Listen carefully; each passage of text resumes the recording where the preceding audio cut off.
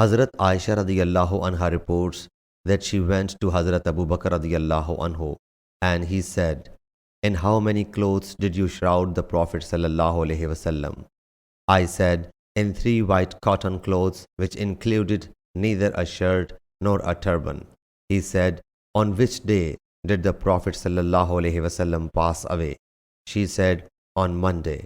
He said, "Which day is today?" She said, "Monday." He said, "I hope I will expire before the fall of today's night." Then he looked at the cloth in which he fell ill. It had a stain of saffron. He said, "Wash this my cloth and add 2 more clothes and shroud me in them." I said, "These are worn out."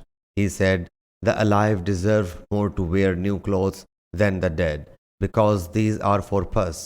Then he did not pass away till the Tuesday night and was buried before the daybreak.